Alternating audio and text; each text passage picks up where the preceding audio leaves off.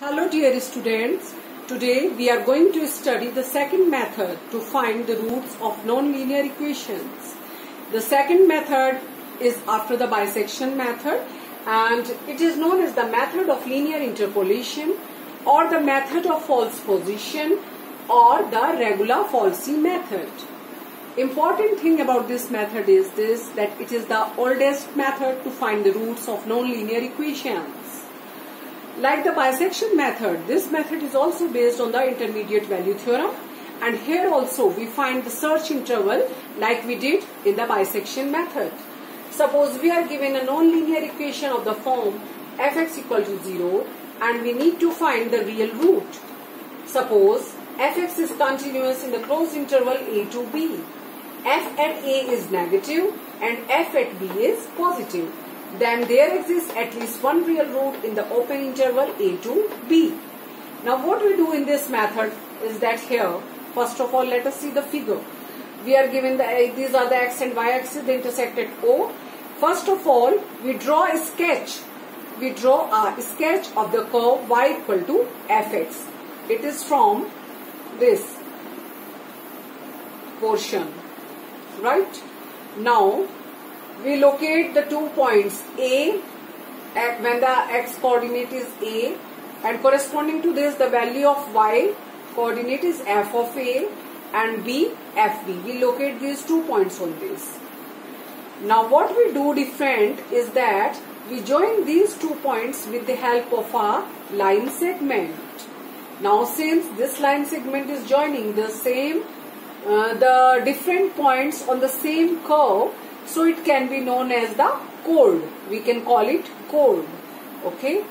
So here also I have shown this, that we connect the 2 points AFA and BFB on the curve y equal to fx by a straight line segment. Then the equation of this chord is, what will be its equation? We know that the equation of a line segment joining 2 points x1, y1 and x2, y2 is this: y minus y1 upon x minus x1 equal to y2 minus y1 upon x2 minus x1. We apply the same formula here. It will be like this: y minus y1. What is y1? F of a. X minus x1. What is x1? A. Is equal to y2. What is y2? F at b minus y1 f at a upon x2 minus x1. What is x2? B. x1 is a. So we get this formula. Now what we do next is that we find out the point of intersection of this chord with the x-axis. Now this point of intersection with the x-axis will give you the first approximation to the root.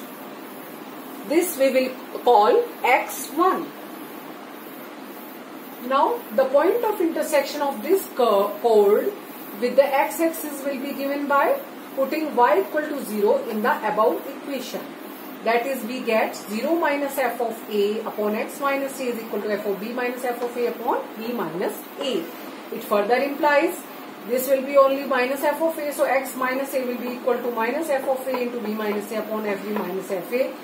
A will go here, then it will be x equal to a minus f of a into b minus a upon f of b minus f of a. Further implies x is equal to this.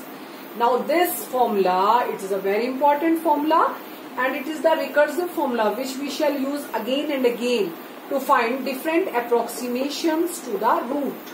If we take the first approximate value of the root, then x can be written as x1. So we get x1 is equal to a fb minus bfa upon fb minus fa. Learn this formula. Okay. In the bisection method, the formula was x is equal to a plus b upon 2, and here the formula is this one. Like in the bisection method, there are again 3 possibilities. We will put this value of x1 in the given equation. Okay, given function f of x. If f of x1 is equal to 0, that is, if we put x equal to x1 in f of x and it becomes equal to 0, then x1 is the required root. Second point, if f at x1 is greater than 0. Now here f at x1 is greater than 0, it means what? F at x1 is positive. Then again we will do the same thing like we did in the bisection method. We will change the search interval. Now this x1 will replace that point of the search interval where we had the positive value of the function. I told you in the beginning that fa is negative and f at b is positive. So x1 will replace b, point of the interval. And so the root will lie in the interval a to x1. This is the new search interval. Now third case is, we will have this as the new search interval. Again, we will apply this formula. Okay. Here a will be a and b will be x1. And these will be new a and b. Now third point is that if f at x1 is less than 0, again we will do the same procedure. Since f at x1 is negative, so this x1 will replace that point of the previous search interval where the value of the function was negative. It was at a, f at a was negative. I told you in the beginning. So the new root, the next approximation to the root will lie in the search interval x1 to b. And we will keep on doing like this, finding the different search intervals and finding different approximations till we reach the result of desired accuracy. Now here from the graph you can see that here this chord is intersecting x-axis at x1. So we see that x1 is the first approximation to the actual root alpha. Here actual root is alpha. Why? Because the curve of this y equal to fx is intersecting x-axis at alpha. So alpha is the actual root. We can see that we are approaching alpha more closely. Again, if x1 is the first approximation that corresponding to x1, we mark the point on the curve, right? And then we join this point again with the end point of the curve. So we get a new chord. We find out again the point of intersection of this new chord with the x-axis. We get x2, which is again more nearer to alpha.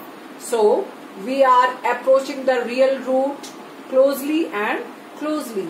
The approximations, first approximation x1, it is somewhat far away from alpha. Then x2 is more closer to alpha.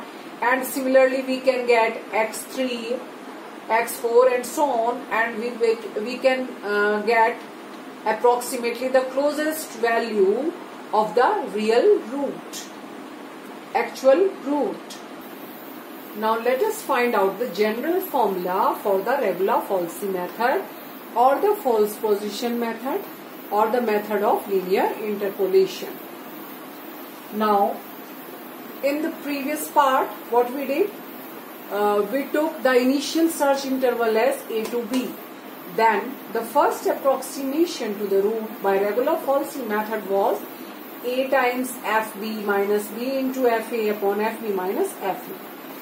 Now for the general formula, let us take the initial search interval as x0 to x1. Then the next approximation to the root. Since x1 has been used here, so we can see that the next approximation is x2.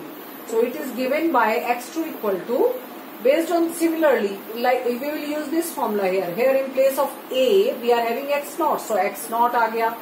F at b, in place of b we are having x1, f at x1 minus x1 into f at x0 minus upon f at x1 minus f time f at x0, right? F at x1 minus f at x0. On the same lines we have written this formula, right? This is the formula for the approximation to the root. Now in general this formula can be written like this: xk plus 1. K plus 1 is equal to xk minus 1 into f at xk minus xk into f at xk minus 1 divided by f at xk minus f at xk minus 1. And the value of k will vary from 1, 2, 3 and so on. We can't put k equal to 0 here, okay? Because if we put 0 then it will be 0 minus 1, x minus 1. Which is not possible here. And what are xk minus 1 and xk? These are the two previous approximations to the root. This is also sometimes asked in the short questions. So learn this formula also. It will be also used in the next method. Okay.